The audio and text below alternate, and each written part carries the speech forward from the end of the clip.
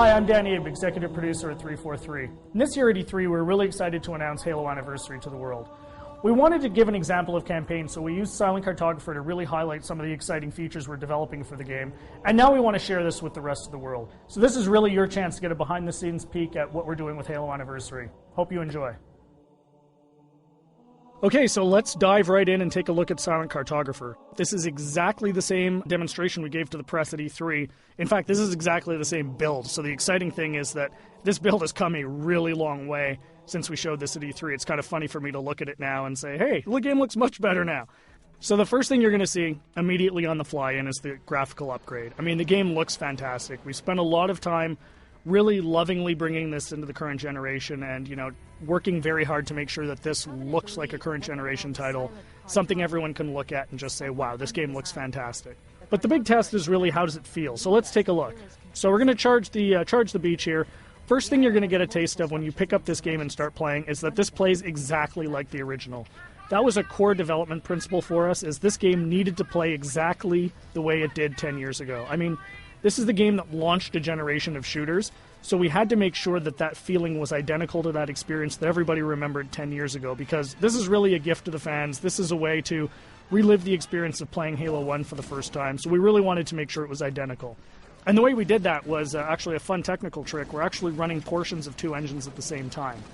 So the underlying code, the code controlling how the game feels, how the AI reacts, all of that stuff, is a lot of it's the original Halo 1 code, and that was really the best way for us to ensure that the game played exactly the same as it did 10 years ago.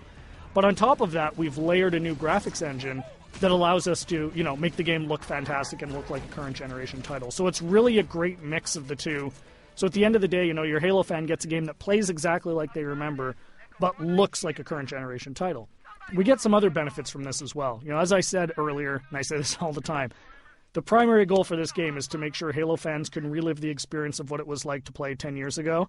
And one of the big tools we have in our box to do that is Classic Mode. So what's Classic Mode? At the touch of a button, you can swap back and see how the game looked 10 years ago. So here it is. This is, Halo 1 10 years ago.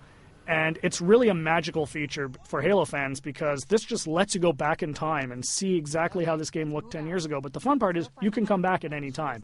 So Classic Mode gives you the ability to go back and forth whenever you want at the campaign. So one of the things that's fun to do is get out to a spot like this that, just looks beautiful. You've got the water, the sun reflecting over it, the Halo ring in the background, and say, hey, what did this look like 10 years ago?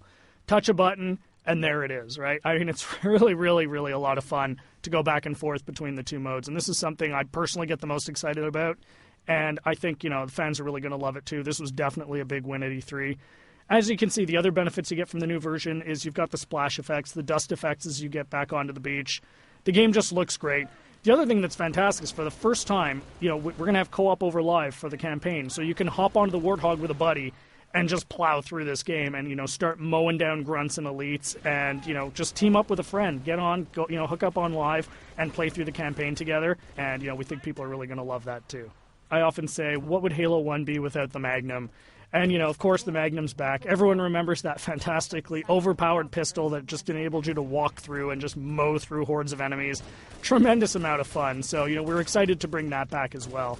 Again, you can see the game plays exactly the same as it did. Cannot highlight that enough. That was really, really important for us to make sure that this game played the same as it did, because this is really an iconic game. This is the game that convinced a lot of people, myself included, that you could actually have a fun first-person shooter experience on the console. I mean, I was a hardcore PC shooter guy, who said you're never going to make a game on the console that is going to, make me want to play. And this is the game that changed my, my impression of it. And it's the same for millions of Halo fans. And those fans, that's who this game is for. This game is really a labor of love for us here at 343, and we're really excited to be able to present it to you. So there's your sneak peek of Silent Cartographer. Really just the tip of the iceberg. We've got a lot more features we're going to announce as we get closer to launch. Come to Halo Fest at the end of August and see the whole game in action. See you then.